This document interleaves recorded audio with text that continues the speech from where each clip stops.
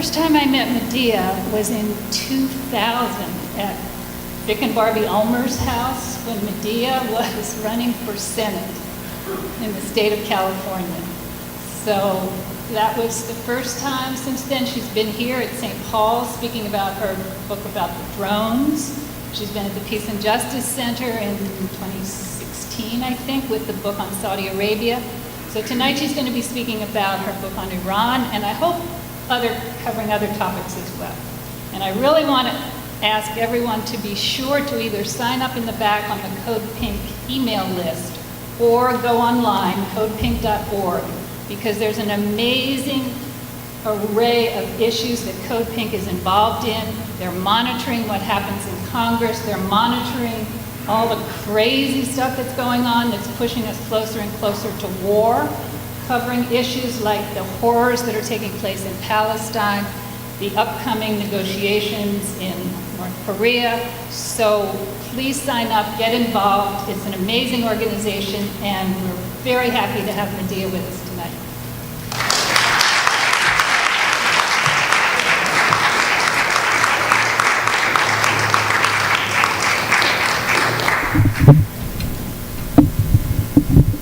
So thank you so much for inviting me here in this beautiful church that we're in.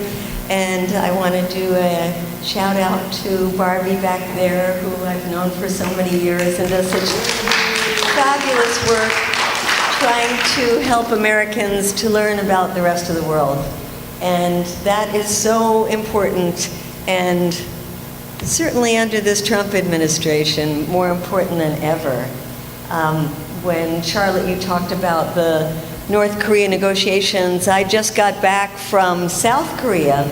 I had been there in 2015 with a group called Women Cross the DMZ. And you know, the DMZ is the misnamed demilitarized zone because it's one of the most militarized zones in the world. And at that time in 2015, we, after a lot of work, got permission from the North Korean government to go into North Korea. And we were one of the few groups in the last 70 years that actually walked and crossed from the north to the south. In the north, we met with women's group, and then in the south, where there is a vibrant civil society, unlike in the north, where it's really an authoritarian government, and the women's organization is a government-run women's organization. In the south, we met with these wonderful women's groups that had been working so hard to find a way, a path towards peace. And it is really quite something that in less than a week now, there will be a summit between Donald Trump and Kim Jong-un. I think it's very important to recognize that this is about the people on the Korean Peninsula, 75 million people who have been suffering in one way or another for so many years, and it should not be about party politics. And it's been so sad to see some people, you know, you'll always have the hawks on the right who will say, you can't negotiate, you know, you gotta bomb them instead. But then to see the liberals in Congress, Democrats, liberal folks in the talk shows trying to quash this before it even starts. And there was a letter that Chuck Schumer initiated with 6 other senators signed onto it, laying out all these conditions and saying, well, this is going to be a treaty, and so this has to be ratified by the Senate, and we want to see all these things in there. And it wasn't just about the denuclearization.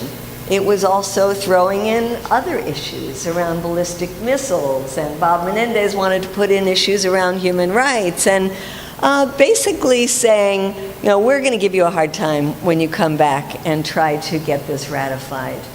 And we, as people who want to see peace as well, have to get across to our politicians, no matter who they are, that they should love peace more than they dislike Donald Trump.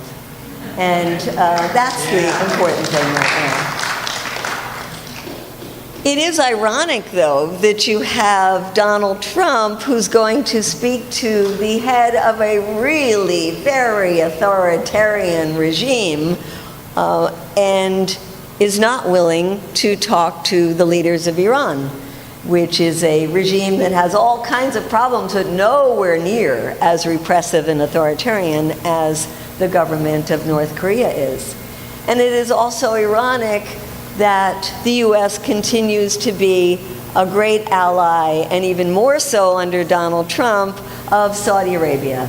You know, I wrote the book on Saudi Arabia because I thought it was so important to help educate people more about how absolutely horrific it is that the United States has been helping to guarantee the survival of this royal regime that has been in power since 1932. And if you look at the comparison between Iran and Saudi Arabia, with all its problems, Saudi Arabia is way more repressive than Iran is. You can look at it from the issue of internally. I mean, there was all this hoopla when the crown prince, the 32-year-old crown prince of Saudi Arabia, traveled around the United States and came here to meet with the leaders in the high-tech industry, went to Seattle to meet with Bill Gates, had been to feted in MIT and Yale and Harvard, had met with not only Donald Trump, but politicians of the Democrats and the Republicans in Washington, D.C. And the Saudi government has now about 24 PR firms that they have hired. I mean, they really spend the money to spin the message. And the message is that this crown prince is a reformer and the Saudi regime is changing. And there were two things that really stood out in his visit, which was he is now granting women the right to drive. And we say, what a low bar for a reformer, given that it's the only country in the world where women are not allowed to drive.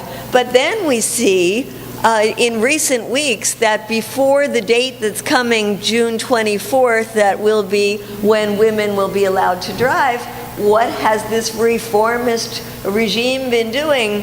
Throwing in prison the very women and their allies that have been fighting for decades for the right to drive. And so right now there are women in prison, and they are the ones that should be honored on June 24th instead of giving the credit to this crown prince. So you look internally and you see the repression of the Saudi regime.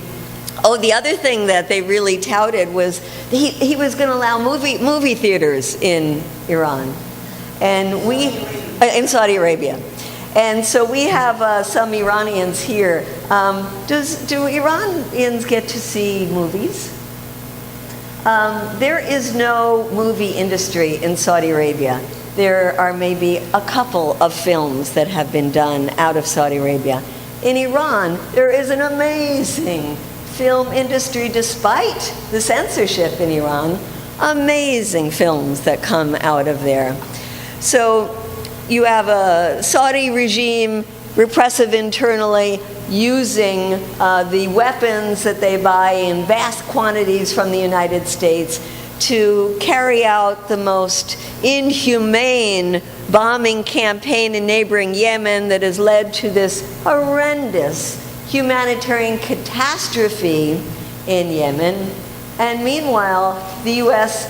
not looks the other way. The U.S. is actively involved in that bombing campaign, not just by selling the weapons, but also by supporting the logistics for the bombing campaign, refueling these planes in the air. And so really, when you make the comparison, it's just nonsensical. If anything, the U.S. should have normal trade and diplomatic relations with Iran. But alas, there is a long history with Iran. And Iran, of course, has its own very, very long history of 2,500-year history, a culture that I unfortunately run through in a couple of pages in the book. But I wrote the book because I thought it was so important for Americans to know more about Iran. There's the saying that war is the way that Americans learn geography.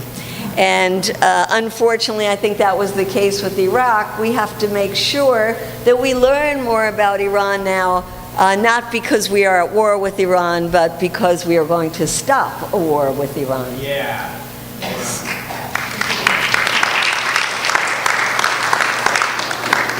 So after running through this very long, beautiful history of Iran and recognizing the amazing culture that Iran has, you meet Iranians and they're so proud of their history, of their literature, of their poets. I mean, there's a veneration of poets in Iran, isn't there? I keep looking at the Iranians in the office here, in the room. They love their poets. They recite the poetry. The architecture is stunning. You go into some of these beautiful old mosques and squares and you think, how did people ever create something so beautiful? Raise your hand if you've been to Iran. Yes. So you know what I'm talking about, just a culture that is so astounding. And how many of you in the room are Iranians? Uh-huh. So we have our group here that feel free to correct me when I make mistakes.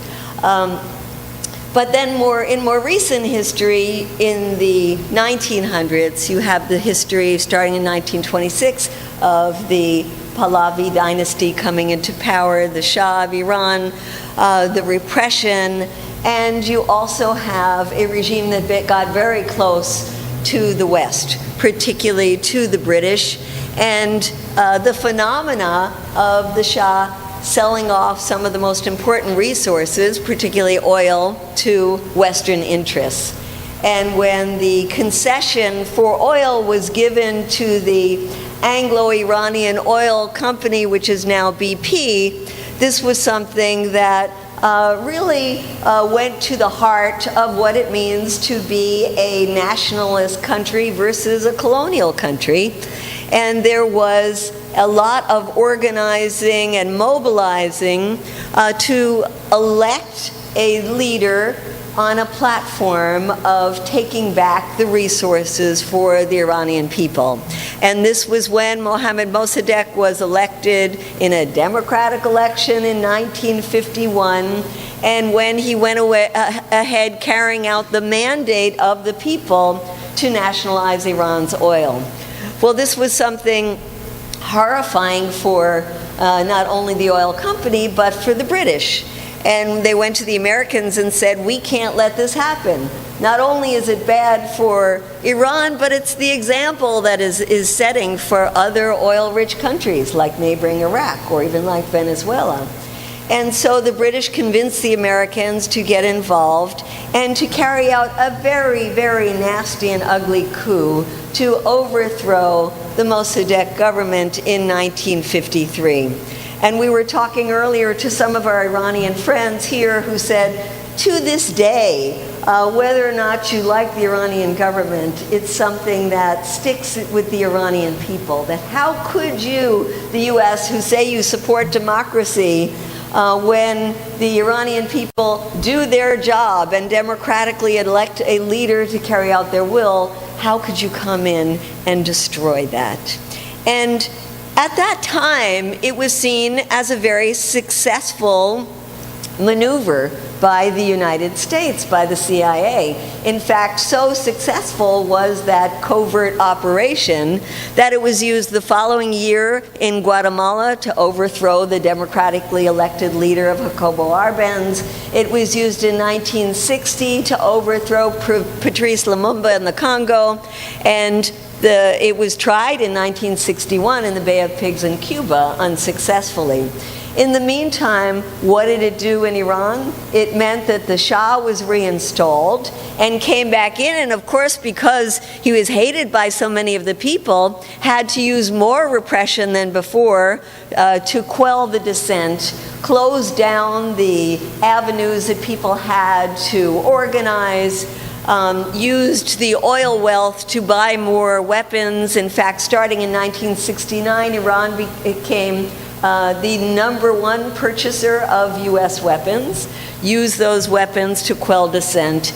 And there was really so many of the Iranians had to flee the country, many going to Europe, coming to the United States. And you see in the diaspora quite a number of Iranians who left during that time. In the meantime, where was the one place that was open for people to organize inside Iran? That was the mosques. And that's why when finally in 1979, the people of Iran were able to overthrow the Shah, there was a lot of internal dissent over who would take over, because Iran had a very rich history of organizing, especially among the students, a lot of people who were leftists, socialists, Marxists, a history of a socialist party, the Tudeh party in Iran.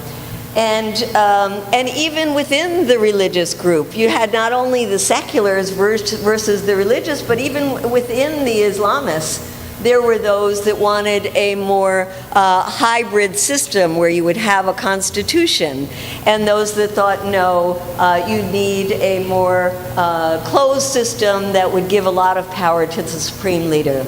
And at that time, the Ayatollah Khomeini became the head, and his faction won, meaning that there was a tight control and tremendous power given to the supreme leader and to the clerics.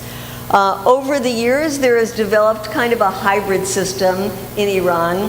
I always think that it's interesting that there is so much criticism in this country of the Iranian electoral system, and indeed it's one to criticize, because you have to be vetted by the Guardian Council in order to run for president in Iran, and they have not even allowed women the right to run.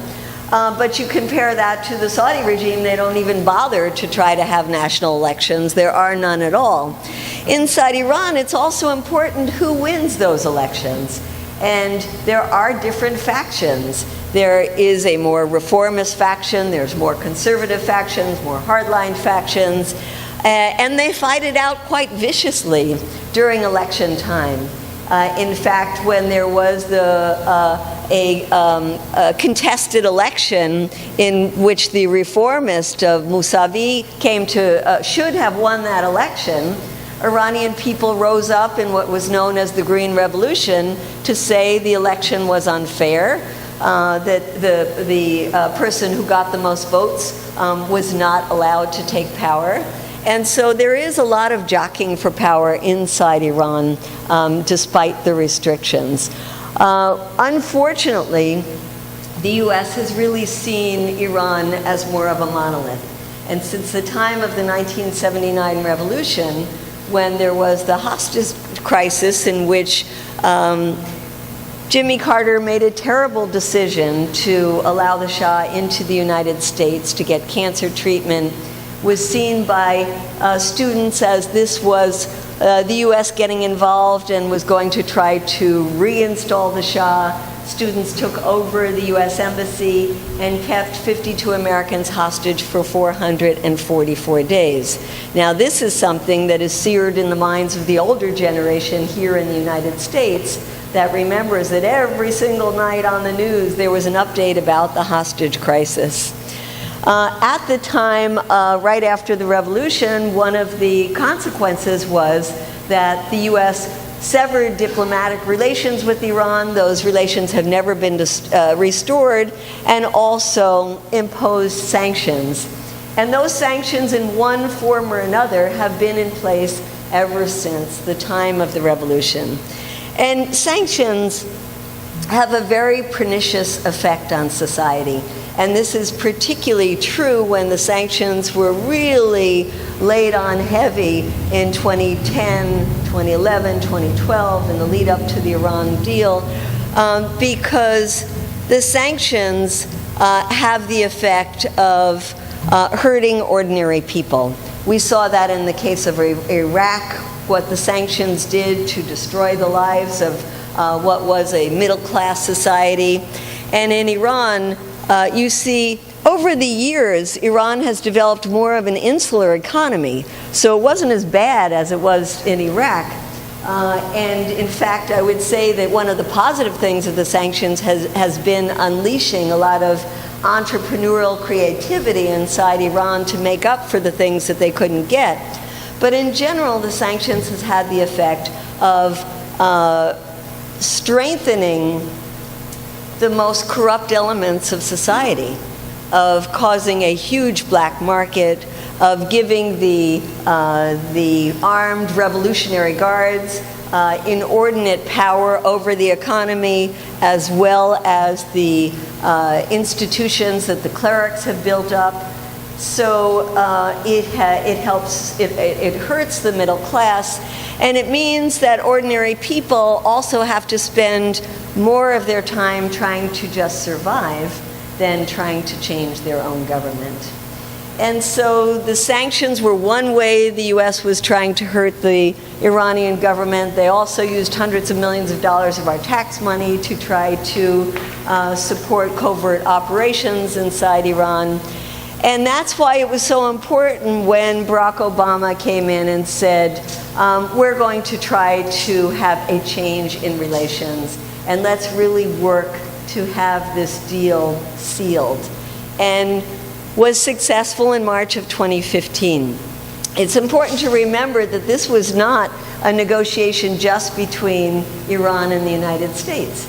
It was negotiations that included our European allies, the French, German, the British, the Chinese, the Russians, and it was also endorsed by the entire European Council, and it was endorsed unanimously by the Security Council of the United Nations. But the fatal flaw of the Iran nuclear deal was not that the content of the deal was bad. It was that Barack Obama did not think he would have the votes in the Senate to ratify it.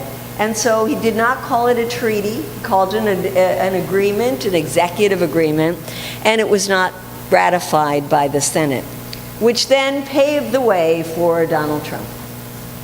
And you probably remember during the presidential campaign itself how Donald Trump was constantly bashing the Iran deal, the worst deal that he'd ever seen, and then he comes to power, and lo and behold, he comes to power, and one of the things highest on his agenda is to do everything he could to undo the legacy of Barack Obama, whether it was around health care, or it was about getting out of the Paris Climate Accords, or rolling back the diplomatic relations that Obama had established with Cuba, or the Iran nuclear deal. So Trump comes in, pulls the rug out of this Iran nuclear deal, despite the fact that it was working, as we saw in testimony from the agency that is charged to inspect the deal, the IAEA, that put out 10 different reports saying that Iran was complying with the deal. Trump did not want to listen to the experts. He wanted to listen to Bibi Netanyahu.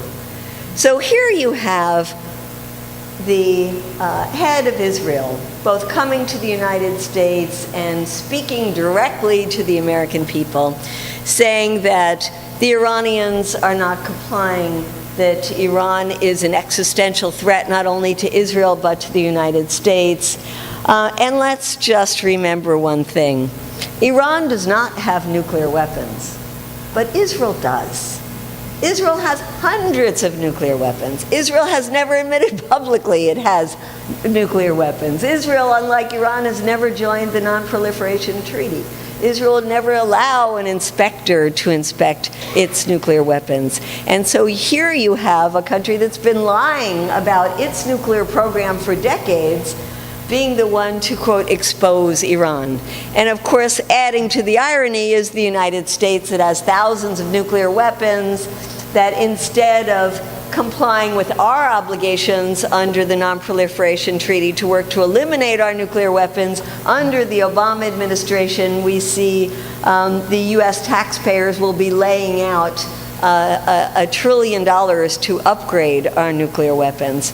So you have to think how it feels to people inside Iran.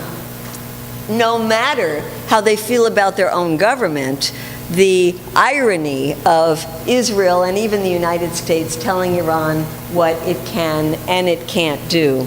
So when you look at the sides and how they have played themselves out, you see Trump is alienating our European allies. You might remember when the head of France, Macron, came here, and Angela Merkel from Germany came here, basically pleading with Trump not to pull out of the deal. And you have the arrogance of the United States saying, not only will we sanction our companies from doing business with Iran, but we will sanction your companies if they do business with Iran, called secondary sanctions. And, you know, for people in Europe, they really don't like to be told by the United States who they can and can't do business with. And there were a lot of deals that have been in the works in the last couple of years with the French energy company Total, with the automobile companies like Renault, with Airbus for billions of dollars. And these companies want to go forward and do business. And yet the fear has been put into them that they will be in trouble if they do any business in the United States. And think about it. I mean, Iran is a tremendous potential market with 80 million people and a lot of needs. But you compare that to the United States and the worth of the economy here. And so if you are a company that is told that you can never do business anymore in the United States, you're going to have to think very hard about if it's worth it for you. And so what we have seen just since Trump pulled out of the deal is that these companies are winding up any businesses that they had with Iran. And for the Iranian government, this is very embarrassing because President Rouhani staked his reputation on doing this deal with the West, while the hardliners in Iran said, why do you bother even talking and thinking that you can have a trustworthy deal with the West? Lo and behold, they were the ones that were right. You can't, because a deal was signed, sealed, and delivered, and then a new president came in the United States and pulled them out. So this is very embarrassing and hurting Rouhani and the more moderate elements within the Iranian society, and strengthening the more conservative ones. So you have Donald Trump aligning with the conservative side in Iran, basically. He is going against the United Nations. And on the other hand, who is he favoring? He's favoring the Saudi regime that never wanted to see that deal go through. He's favoring the Israelis. And he's, of course, favoring the hawks that he brought into his own administration, like Mike Pompeo and John Bolton. And remember, these were the hawks who didn't want to negotiate with North Korea, but are doing that now. And so some people are analyzing that to say, well, they want to get a deal done with North Korea so they can focus laser-like on Iran. And that's not on Iran in trying to do a deal, that's on Iran in trying to overthrow the Iranian government. And in fact, if you see the 12 points that Mike Pompeo put out in an event he was doing at the right-wing think tank, the Heritage Foundation, it is just a page from the old imperial ways of saying, you know, here, lie down and play dead and cry uncle, and maybe we will throw you a bone. Basically saying to the Iranian regime, you have to stop your, quote, meddling in the region. Now let's think for a minute about that. Iran is in the region. We might not like some of the things it's doing in the region. We might not like that it's supporting Assad in Syria. We might not like some of the Shia militia that it's been supporting Iraq, and ethnic cleansing of some of the neighborhoods of the Sunnis in Iraq. Might not like that they've been supporting Hezbollah, although it's really high time to stop calling Hezbollah a terrorist organization. Hezbollah is a legitimate political party that is in the government in Lebanon and has tremendous support for the Lebanese people, precisely because it expelled the Israelis twice from Lebanon. And so, there are things that the U.S. might not like the side that Iran is taking. But guess what? Iran is in the region and the U.S. is not in the region. And so it's the U.S. that has been meddling in the region. And in fact, it's precisely because of the U.S. invasion of Iraq that overturned the Sunni government of Saddam Hussein and put in a Shia government that was, lo and behold, friendly to Iran. And that's what gave Iran way more influence than it had before. So with the U.S. complaining Iran now has too much influence in the region, guess what? It was the United States that handed that to Iran on a silver platter. So you have Mike Pompeo coming in and saying, you have to stop the meddling in the region, you have to stop the support for Hezbollah, you have to pull out all of your support people, troops, advisors in Syria, while the U.S. has thousands of U.S. soldiers in Syria. And you have to not only release any Americans who are being held in prison in Iran, but you have to release all the prisoners of all of our allies in Iran as well. And on of all the things that Iran would have to do to please the United States. And so one thing is important to know, Iran has been extremely restrained in its response.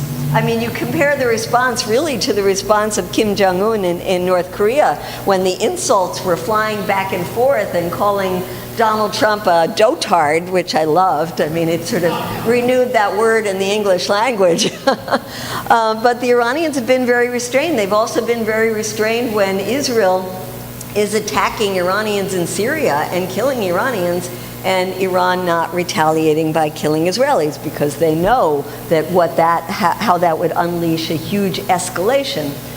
So you have a situation now that is very, very dangerous, that we don't know if the Europeans are going to be able to cushion their companies and give them a way to do business with Iran. It looks like they are not going to, because while they're talking a tough line, they really too want to keep relations and economic relations, and now they have the trade war that that Trump is unleashing. So it's not looking very good.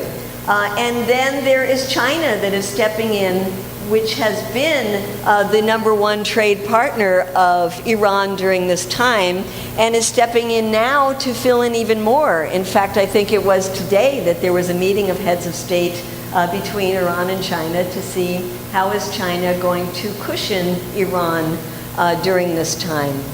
So in the meantime, with the pressure that the Iranian government is getting from the hardliners, they announced that they were going to start another facility for enriching uranium. They said they would do it within the limitations, not only of the Iran nuclear deal, but also the limitations that are imposed on the rest of the world that is allowed to enrich uranium for research and medical purposes to a certain degree. But the fact that they announced that now is really sending a message to Europe, you better try to do something, because the government is being pressured now to pull out of the Iran nuclear deal themselves. And this would really lead to perhaps a direct confrontation with Israel pressuring the United States to bomb Iran's nuclear facilities. Iran having the ability to prepare for this for a long time now. They know where all the bases are around Iran in the Middle East, and there are lots of them. They have their friends in Iraq. They can make life miserable for the United States in neighboring Iraq. They can make life miserable for the Israelis as well. So there's potential for tremendous, tremendous disaster. So that really leads us to, how are we going to stop the next war now? And there's a couple of things I wanted to throw out and then have a discussion about that. One is, how do we convince our members of Congress that they have got to make it absolutely certain, despite the fact that the Constitution already makes it certain, that Donald Trump does not have the right to take military action against Iran without it going through Congress. there is there is an amendment that was just attached to the National Defense Authorization Act, the NDAA, that passed the House, that made that clear. We hope that's going to be able to pass the Senate. Now, a lot of people who are cynical, like we are, who live in Washington, D.C., and know how corrupt our own Congress is, say, well, why would you want to give authorization to Congress? Because they'll just take it and vote for more war. But I want to give one example where that didn't happen. And that was in 2013. And a lot of people don't even know or remember what happened in 2013 when Obama was in power. And Obama said that because of the issue of chemical weapons, that Syrian government had crossed a line and was getting ready to get involved directly in a war with the Assad regime.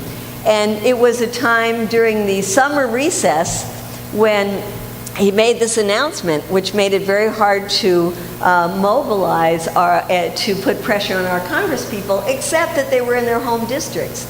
And word went out in both the left and the right. And in fact, the right was against this, probably not because they didn't want to see the U.S. involved in another war, but because they didn't want Obama to have the right to do this. And so they got involved. We actually worked for the first time with the Tea Party to jointly put pressure on our congresspeople. And lo and behold, people in Congress said the phones were melting during that summer of 2013 because so many people were calling in and saying, we do not want you to take us into another war in the Middle East. And so what happened? Obama knew he didn't have the votes for that, and he caved. And that was an example where we could come together and say no. So I think this is another time right now.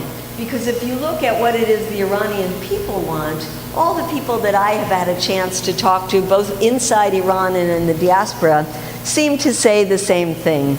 That we want a change in our government, but we want that change to come from us, from within. We don't want the United States to do what it's done in other countries in the region and create the disasters like it has done in Iraq, like it has done in Libya. We want the openings, the freedoms to change our own government. And they also see that who is waiting in the wings to take over from the government in power right now, and it doesn't look very good. One of them is a group called the MEK. And this group, for the Iranians here, maybe in the discussion, you can tell us how you feel about them. But from the Iranians I talk to, they say that this is a group that has absolutely no support within Iran, even among people who are desperate to overthrow the government in power right now.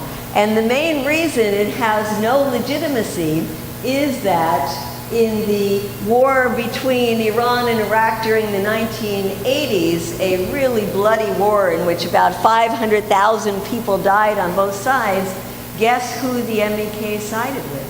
Not with Iran. They sided with Iraq, with Saddam Hussein.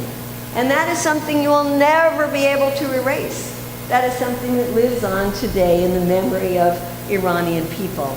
Yet, this group that has also been called a cult group by the RAND Corporation, a terrorist organization by the United States until 2012, is an organization that John Bolton loves and has gone and spoken to them many, many times, as have other members of the Trump administration who are trying to shore them up as a government in waiting. Well, I don't think that has much legs to it. The other are people who think that the descendants of the Shah should go back in, and that the Shah regime is better than this one, and so let's go back to the past. I don't think many Iranians want to go back to the past. They want to move forward. So as we looked forward, I mentioned that we have to get our own Congress to tell the Trump administration you don't have the authority to take military action. And there's a couple of other things that we can do. One is to try to sever these very tight links that we have with the Saudi regime. And on that front, we've actually made some progress. There was a vote in Congress in March to try to stop the latest round of weapons to Saudi Arabia because of the war crimes that the Saudis are committing in Yemen. And we did get 44 members of the Senate to vote the right way. There is another round of weapons sales coming up very soon, in fact, maybe next week, and we have to move from 44 to 51. And so one of the things I would like from those of you willing to take a simple action, which would be to make a call to your more liberal senator, and that is Kamala Harris. Because guess what? When that legislation came up the last time, Dianne Feinstein was right on it. She was one of the co-sponsors. And yet, even a week before the vote came up, Kamala Harris had not made up her mind which way she was voting. And so we want her to be an original co-sponsor of that legislation. If you can make a call to her office and say, we want her to be upfront in saying no more weapons sales to Saudi Arabia.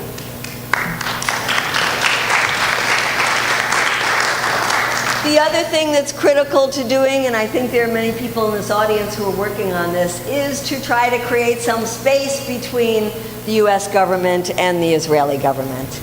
And this we need to do for the suffering of the Palestinian people that's gone on way too long, the horrendous shootings in Gaza where the Israelis are just picking people off, peaceful protesters, over 100 of them, and we haven't been able to get hardly any of our senators, much less, of course, this administration, to speak out against the horrors that the Israeli military is committing in Gaza and the horrors of the Israeli occupation.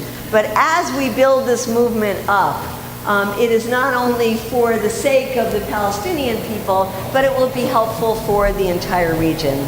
And then there's one more thing that I wanted to bring up before we open it up into discussion, and that's you dig beneath the surface of this, and what is the common thread that we have running through all of these wars that we have been involved in, especially since 9/11, and that is there is this military-industrial complex that makes so much money from war.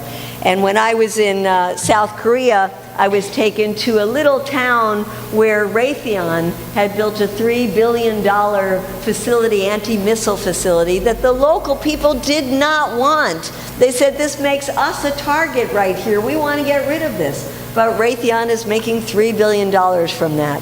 Well, you look at the Middle East, and that's where so much profits have been made by the big five: Northrop Grumman, Lockheed Martin, Raytheon, General Dynamics, and Boeing. And when you see Donald Trump, who has become a weapons salesman, and just, crowing over all the weapons that he has been selling in the Middle East, whether it's to Saudi Arabia or to the Emirates or to Bahrain, all extremely repressive governments. We really have to get at the bottom of this issue of who makes a profit from this. And that's why Code Pink, with a number of other groups, has formed a coalition and a new campaign called Divest from the War Machine. And you can go online and see the website, divestfromwarmachine.org, and see a very exciting campaign that we're just starting to get going. We already have a couple of cities that have passed resolutions saying we won't allow our city money to be invested in weapons. We have an organization that has created a list of hundreds of companies that are involved in weapons, and is making this list available in probably about a month's time to these different investment firms and asking them to have a screen that is a weapons-free screen. And with the energy of the students from Parkland to get out of the business of investing in civilian weapons, we are working with them to include civilian and military weapons. And so this fund is going to be able to show, whether it's people in their cities or their universities, how much of these investments are actually going into the weapons industry. And so we're very excited about getting students at universities, cities, individuals, pension funds to do what has been done with the fossil fuel industry, the divestment campaign there, the campaign around divesting from private prisons. There are a number of wonderful similar campaigns that we are learning from.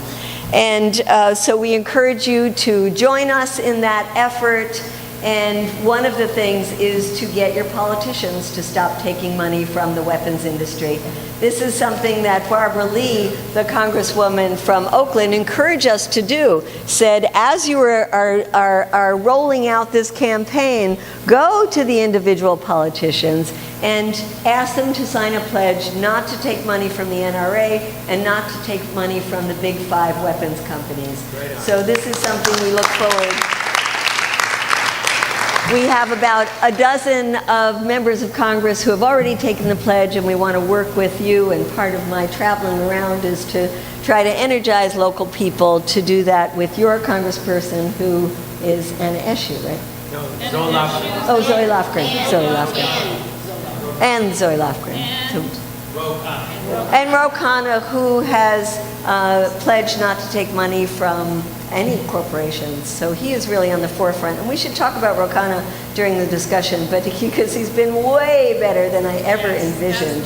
Quite remarkable. I mean, he has become our #1 ally. So let me end just by re-invoking what I started out with, which was what is happening in Korea. And that is because I barely knew how exciting the movement was in Korea that started out in November of 2016 and went into March of 2017, where there was a revolution in South Korea that we hardly heard about in the US press. You know, we heard about the Arab Spring. We did not hear about the revolution that happened in South Korea. And it really was a revolution. It started out with people having small candlelight vigils in different cities around South Korea. And those vigils got bigger and bigger and bigger. Totally nonviolent, these demonstrations. And it turned out that by the end of this process, 1 out of 3 people in South Korea had participated in this revolution. And so a country of 50 million people, you know, that's about 15 million people getting out on the streets to say no to a government that was in power, President Park, who was a woman but very corrupt, saying no to this corrupt government, demanding that their legislature do what some people here have been demanding, which is impeach this corrupt president. And in the case of South Korea, they were able to do that. So they impeached the president, and they ushered in a new democratically elected President Moon with a mandate not only to wipe out corruption in the government, but a mandate to make peace in the peninsula. And so he is now carrying out the mandate of the Korean people.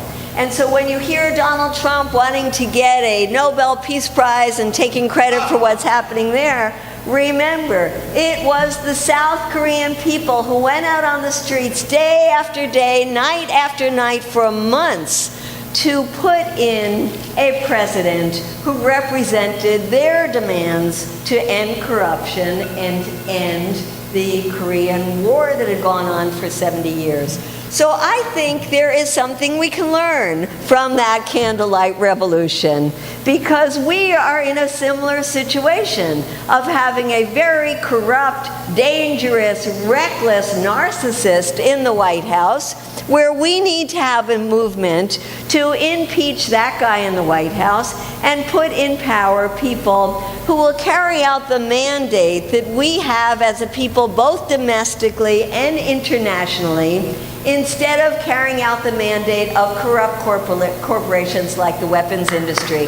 So let's take the page from the South Koreans and take inspiration from them as we move forward. Thank you very much.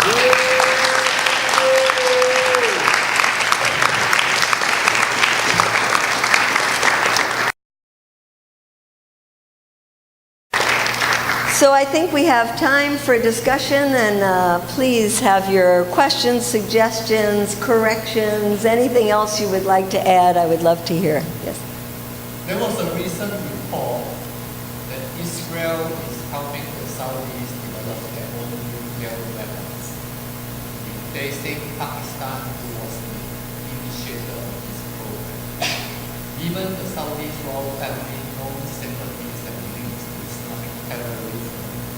This not only opens a Pandora's box, but also raises Middle East tensions to a new high. Absolutely. What is your take? Absolutely.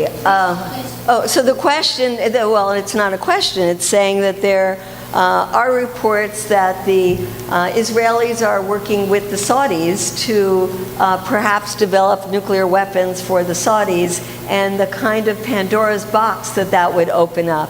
You know, the Israelis and the Saudis still don't have diplomatic relations. Supposedly they hate each other.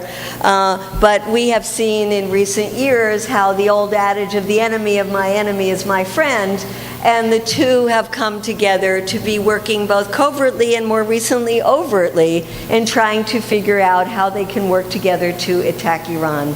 And it is very scary whether these reports about working to help start a nuclear program for the Saudis is true. There certainly are many ways in which the Israelis and the Saudis are now working together, and their intelligence agencies are working together. And I think you were absolutely correct when you said that this could lead to a nuclear proliferation in the Middle East, and I don't know about you, but I don't even want to think where that would go. Any of, yes? So if the only country in the whole world that has used atomic weapons is the United States. So as far as and they used it twice on civilian cities that didn't even have military bases in Japan, Hiroshima and Nagasaki. And I apologize for the Japanese here for mispronouncing those names. And so as far as I'm concerned, the United States has no platform to stand on at all to tell any other country what they can do with nuclear weapons. I think nuclear weapons should be banned. The other thing I want to say is that I can't remember his name and I'm embarrassed about that, but Israel imprisoned, kidnapped and imprisoned a man for more than 2 decades who exposed to the world that Israel has atomic weapons because Israel constantly claims it doesn't. And then he's finally out of prison, but under a horrendous house arrest where he can't even speak to journalists, and he's limited to where he can. This is Mordecai Vanunu. Are you talking about Jonathan Pollard? That guy? No. Mordecai Vanunu. Oh, that guy. Yeah, yeah. And the other comment I'd like to make is regarding Syria. Syria did not use, the Assad government did not use poisonous gases on anybody. It was the other factions that are fighting against the Assad regime that has used the poisonous gases. So it's a horrendous thing that the U.S. media continues to promote biased reporting regarding what's going on in Syria. Well, I think that whether it's through gases or through bombing, we want to recognize the tremendous toll in Syria on the Syrian people and how awful this 7-year-old war is. And one thing I also think it's important to recognize is that there has to be an end to all of this fighting in the Middle East. It has to come to an end. And there is no way it will come to an end as long as the U.S. continues to try to isolate Iran, because Iran is part of the region. And we need to have the Saudis and Iran, we need the U.S. and the Russians, we need the Turks, we need everybody in the region to try to untangle the tremendous web of interests that have now conflated internal problems in the Middle East and turned them into all kinds of proxy wars. So I think that, to me, it's not so much an issue of what kind of weapon is being used. What the issue is how many hundreds of thousands, in fact millions of people, if you count Iraq, have been killed since the time of the U.S. invasion of Iraq. And also to recognize, while you bring up that the U.S. has no right to talk to other countries about nuclear weapons, let's recognize the horrendous harm that the U.S. has done in the Middle East from the time of, even before in the Gulf War, but the time of invasion of Iraq, and how there has been absolutely no accountability for the harm that the U.S. has unleashed on the people of Iraq and the people of the region. And as long as we continue to have people in power who refuse to look backwards and say we're only looking forward, we will never get accountability for our past deeds. So there are some Iranians here who I would love to give a chance to add to the conversation, if you would like.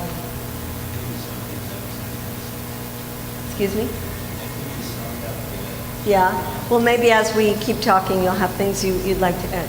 Yeah, I was in Iran about 6 months ago, and look, people are wonderful. Everything they say, really, the people are so warm and hospitable. But I do have a question about the relationship with Israel, because one, a lot of people may not know that in the Iran-Iraq War, Israel supported Iran. So it wasn't Iran rather than Iran. So I don't know supported. But I asked some people in Iran, why wouldn't Iran just recognize Israel's right to exist? That's all you Wouldn't can that do. make things better? And I'll summarize. wouldn't that make things better in the Middle East? And the response I got, I asked several people, and they said, well, they're kind of constrained because of the Muslim attitude and the clerics. So I'd like your comments on that one. Maybe for yours. It seems like that would help, because it was the previous guy that said, hey, we're going to wipe off the face of the earth. And the Iranians I met said they were embarrassed by that. So one thing is to recognize that, so the summarize is, wouldn't it be helpful if Iran would stop saying we want to wipe Israel off the face of the earth and recognize Israel's right to exist? When I first went to Iran, I was a little worried about how I would be treated as an American. We talked about that earlier. And found that they love Americans. And then I was worried about how I'd be treated as a Jew if I said that I was Jewish, and found out that they love Jews. And that Iran, outside of Israel, has the largest Jewish population in the Middle East, that there are synagogues, that there are kosher stores, that there are representatives in the legislature reserved for representative of the Jewish community.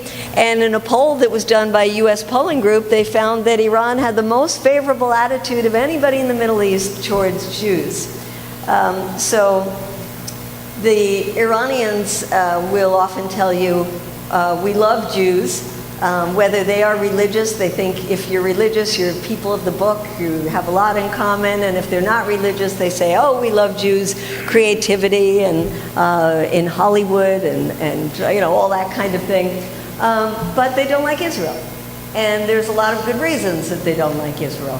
Do I think it would be nice to tone down the rhetoric? Yes. And they actually have wiped off some of the murals that have been, the death to Israel kind of things. But the rhetoric is still there, and it is part of what comes from the conservative clerics. But there is good reason not to like the Israeli government. And Iran, when it came into power in the revolution, it was anti-Shah, anti-US, and anti-Israel and pro-Palestinian. So I guess I agree with part of the sentiment, but I do understand and recognize that there is a government who feels like the creation of Israel was on the destruction of the Palestinian communities that had lived there before, and continues to repress the Palestinian people. So does anybody want to add to that? Yeah.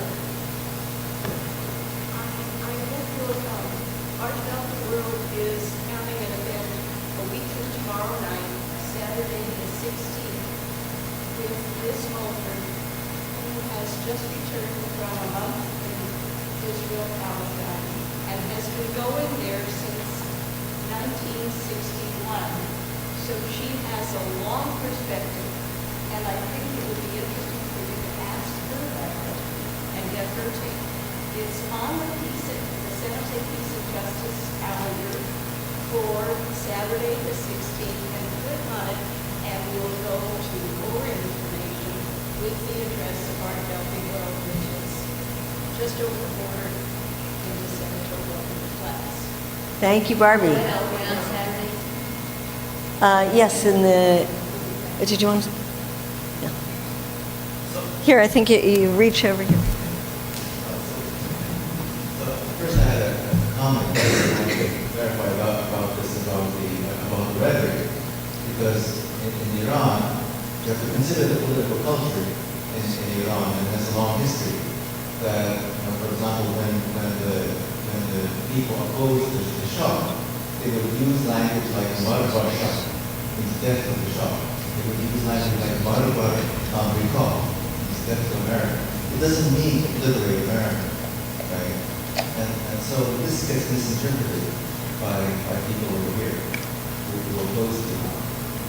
So, but I wanted to ask a question, because we didn't really talk much about it, and that is that because in the United States, the Trump administration and Zionists, of course, will always say that Iran is a terrorist country. It supports terrorism, it's the number one supporter of terrorism.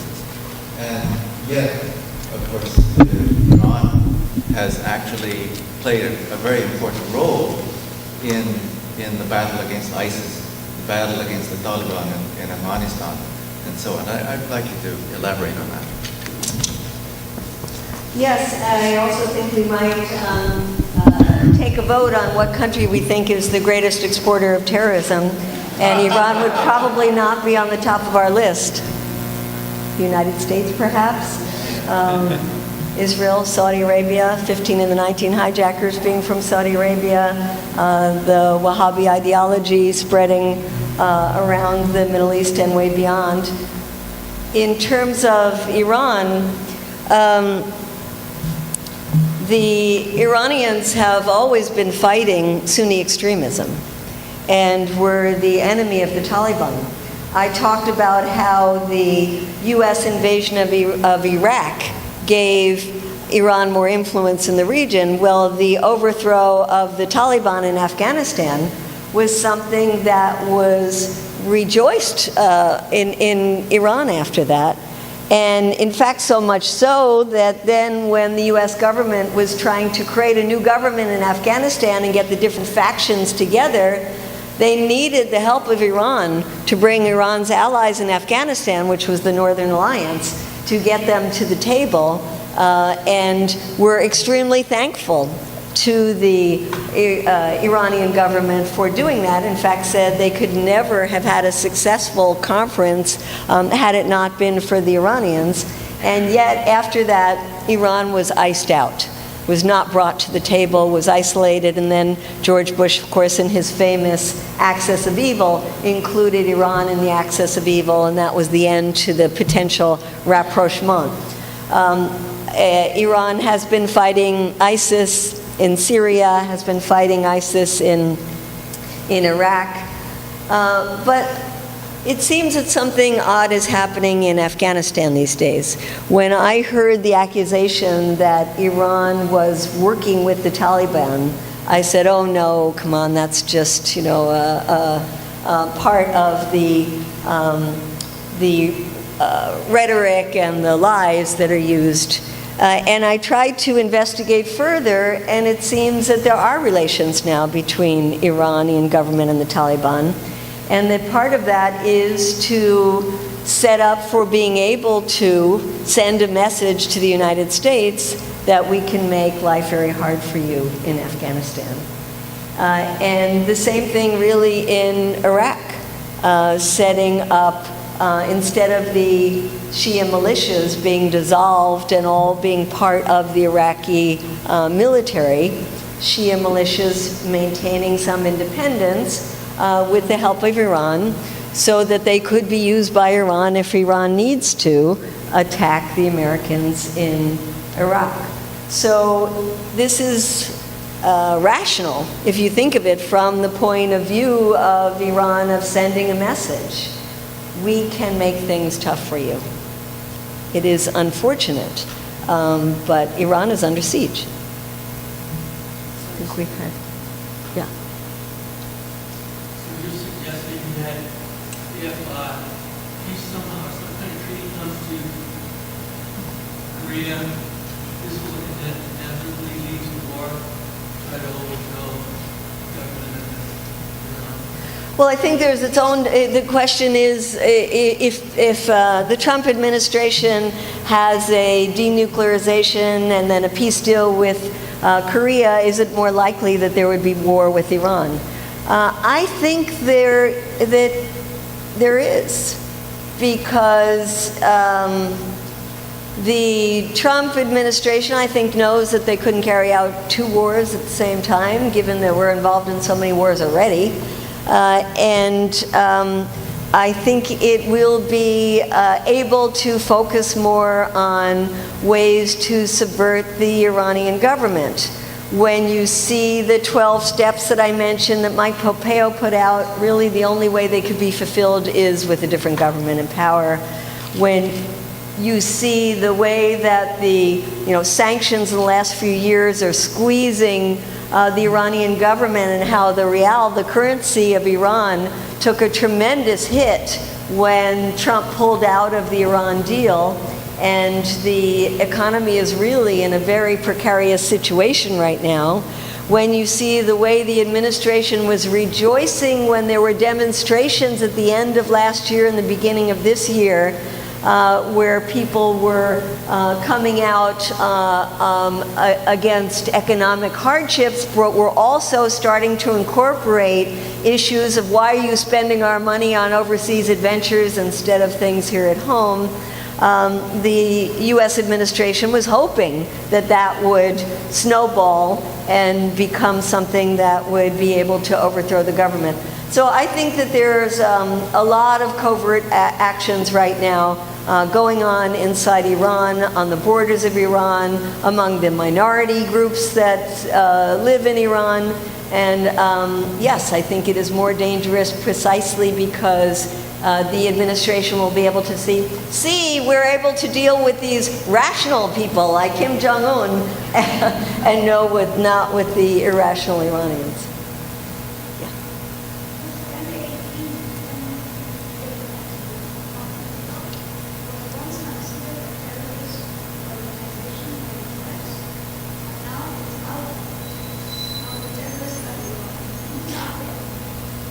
Right, so until 2012, the MEK was considered a terrorist organization, and they had this tremendous campaign that I write about in the book because it's really astounding how they manipulated the U.S. political system to get taken off the terrorist list. They had a lot of money, and the speculation is that the money is coming from Saudis.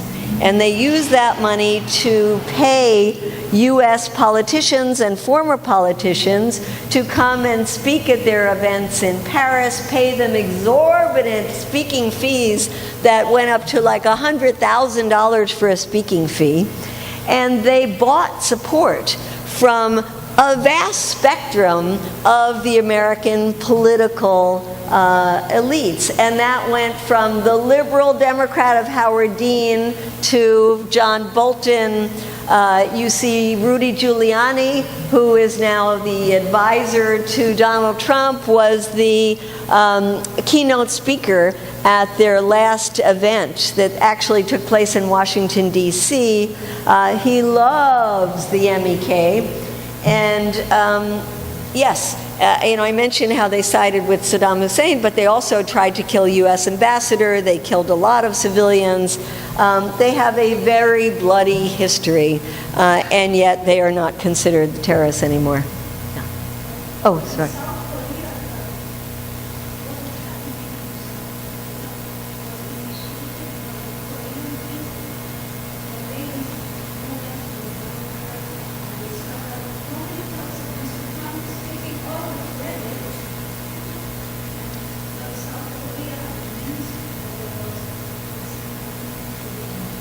So the question, so it was a statement about how we don't hear about the role of the South Korean people, and particularly the women, because the women have been very important in this. And you know, there are some organizations in South Korea, like the YWCA, that are completely not political here in the United States. But in South Korea, they are so well organized and they're so involved in this political process. And when we went this time, they mobilized over 1,000 Korean women to march with us to this long, very sweltering march that we did to the demilitarized zone, organized by the YWCA. So there are many wonderful women's groups in South Korea that have been very involved in the peace process.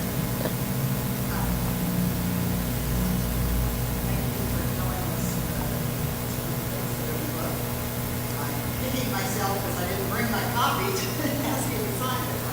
I am as I want.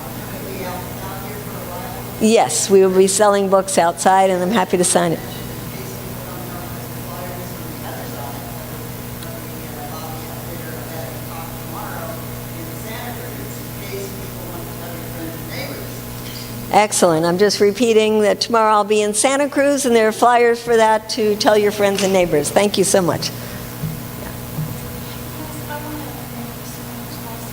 I think we could get this through too.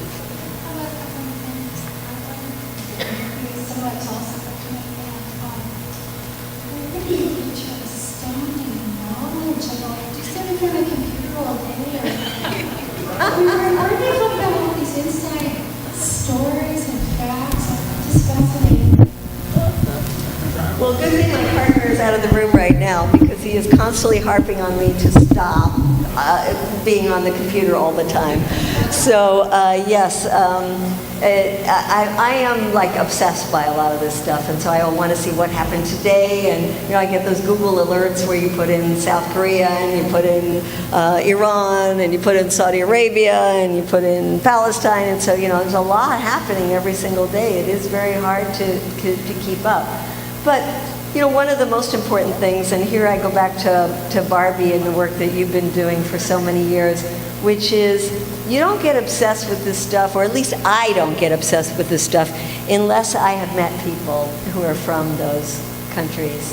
And then you just think about people that you've met and people that you've grown to love or respect or honor. And that gives you a lot of drive to keep doing this work.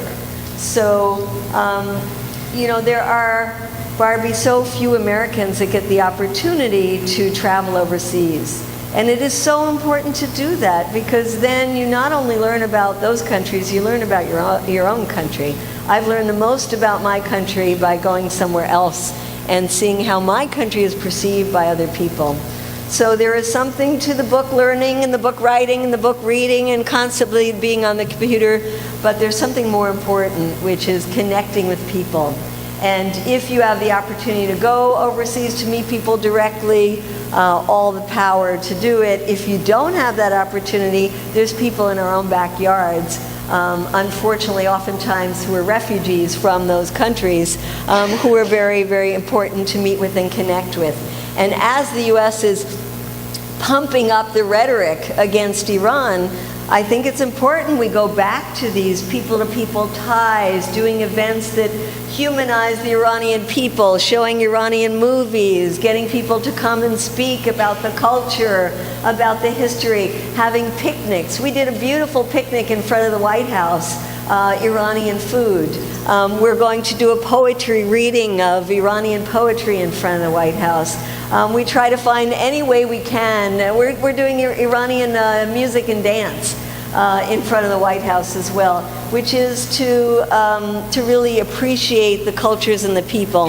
And one thing we were talking about, a group of us before this started, is that it's amazing how Iranians, and Barbie, you probably would agree, not just Iranians, so many people around the world are smart enough to separate the U.S. government from the U.S. people and give us a warm welcome even when our government is bombing them.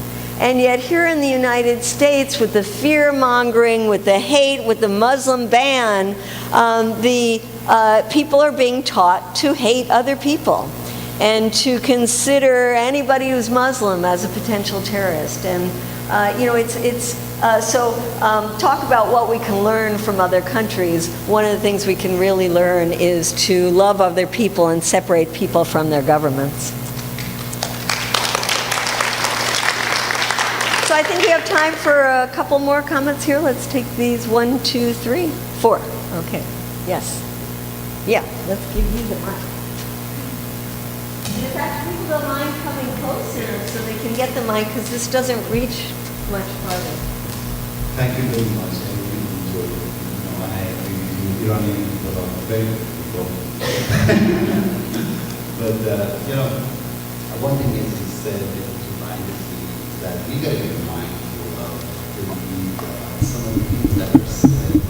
There's an old saying that when something happens once and it gets repeated 10 times, it's almost like it's happened 10 times. And when it gets repeated 100 times, it's like everybody then believes it. Like, statements like the George white guy on their faces, they heard, I think this is something that was said by one of the politicians, and probably that person himself has regretted it afterwards, but ever since then, it's been repeated so many times, and then media and politicians have gotten a hold of it and has repeated it for their own goals and benefits, that now it's been hiding in everybody's brain that that's exactly the opinion of the whole nation, which really is not true.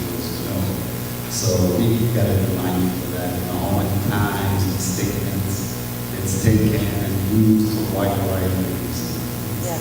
Thank you. Thank you. Excellent comments. Thank you. Anybody else? I would say we had about 4 people. If you don't mind coming forward, because then everybody can hear you. Talk to them. Yeah. I think you're a really inspirational person. And I think that if you ran for office, you'd probably be enormously well supported, especially in this area. I'm wondering, do you have any aspirations to do that again? Do you have any aspirations to run for office? And do you think you'd be more effective doing what you're doing or being in office? You ran for senator. So I did run for Senate back in 2000 against Dianne Feinstein, and I didn't win. But I learned a lot, and I learned how rigged our political system is. And I really encourage people to run for office at the very, very local level so that we can build from the bottom up.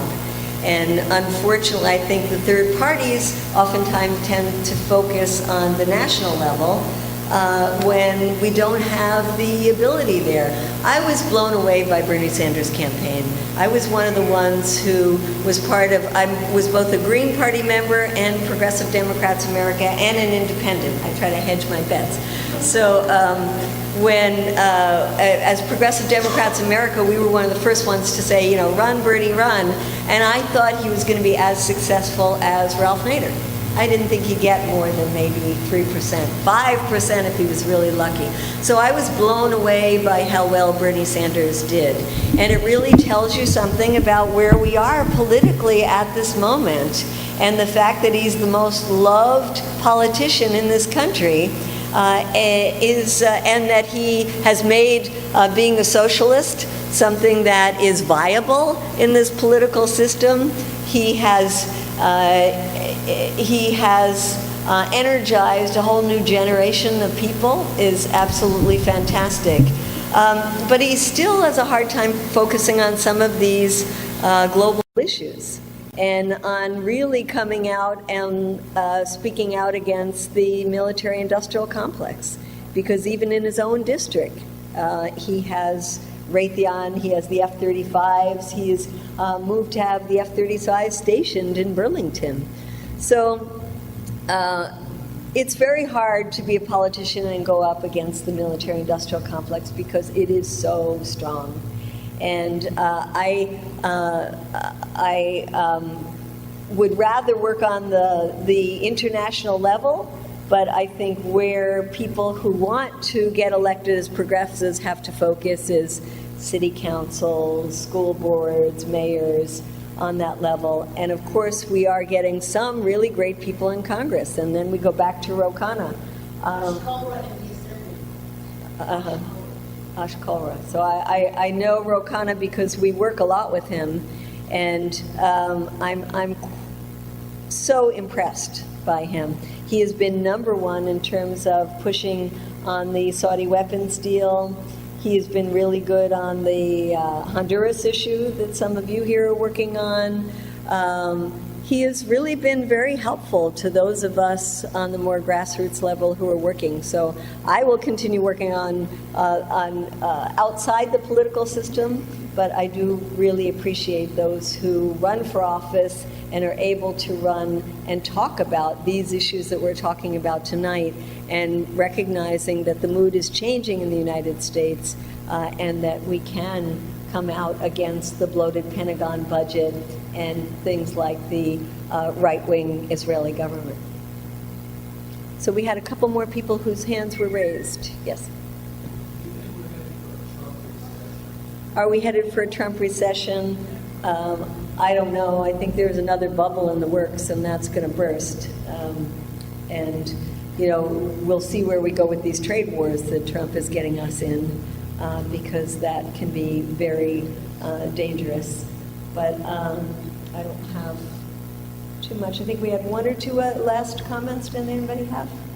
Yes.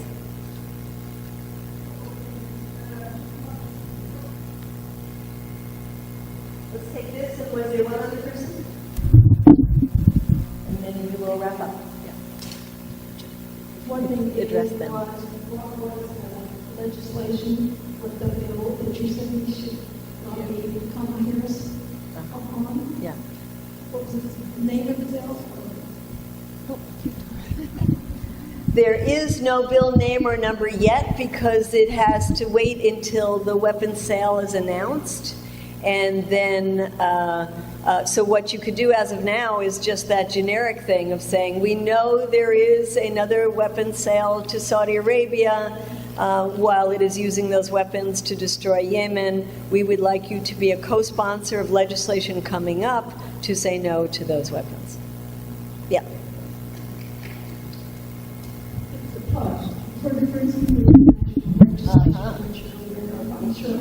Spoke to Ro Khanna in person last Friday, and among other things that he told us was he was please the exact wording, but his election showed that people of integrity with values similar to many Americans can win. They can win. They can stand up and speak the truth. And still get elected. So that was concerned. Well, let's remember he took the seat of a very progressive Mike Honda, and some people were, huh? He was tired. He was tired, and it seemed like an ageist campaign, and I was not very predisposed to like Ro Khanna, except when he came in and we saw how sincere he is. And let me tell you, he's one of the most energetic people in Congress right now. He comes out to our rallies. He speaks to us all the time. He gave me his email, and he said, whatever you want, send me an email. I send him an email, I get a response in like 5 minutes. You know, he's the only one. So we do appreciate him, and there is another, you might know Pramila Jayapal from Seattle. Have you heard her name? She is a new congresswoman, absolutely fantastic, a real activist in the grassroots. She is wonderful. So we do have some people, but you know, there's 435 members and 100 in the Senate, and it's very hard to get to a majority. So let me just finally say on that note, one thing that we're working on, because I know there's a lot of people in this room here who have been working very hard on the issue of Israel-Palestine. And this goes back to Bernie Sanders. And we might not like exactly the wording that he has put out, but he has been brave enough to talk about Palestinian human rights. He has been brave enough to speak out against the shooting of protesters during these Gaza demonstrations. He was even brave enough 2 days ago, I don't know if any of you saw it, to retweet a fantastic 7-minute-long video of person after person inside Gaza saying what it meant to live with 3 hours of electricity every day, what it meant to live without clean drinking water, without medicines, seeing your loved ones being killed, what it meant to live in this open-air prison. And he sent that out to his hundreds of thousands of followers. It got retweeted tens of thousands of times. So I think while one of the things that we can do as we work up towards these congressional elections and towards the presidential elections is take at least, and then I asked his staff, I said, well, how come the sky hasn't fallen? How come AIPAC hasn't come running in there and said, we're going to wipe you out, Bernie Sanders? And they said, AIPAC has come in, but they can't wipe out Bernie Sanders. Bernie Sanders is too big for AIPAC. And so they came in and they, gave their gripes, and we said thank you very much for the visit, and they left. And so Bernie Sanders has set a bar. And that's a bar that we have to get others who call themselves progressive. And that includes Elizabeth Warren, who has not been very good on this issue. It includes Kamala Harris, who has not been very good on this issue. If she wants to be the rising star among liberals and be a candidate for president, it's very, very important to put the pressure on her. So I think that California is so critical to the entire nation, and if we can have a campaign that really focuses on Kamala Harris and gets her to come out with the position that Bernie Sanders has taken on Palestine, that would be a tremendous gain for shifting the entire political spectrum in this country when it comes to Israel. So you all can play a very important role in that. And I want to thank you again for having me come and speak. I look forward to signing books and continuing the conversation with any of you out there. And thank you for your support of Code Pink and for all the great work that you have been doing for a long time. Thank you.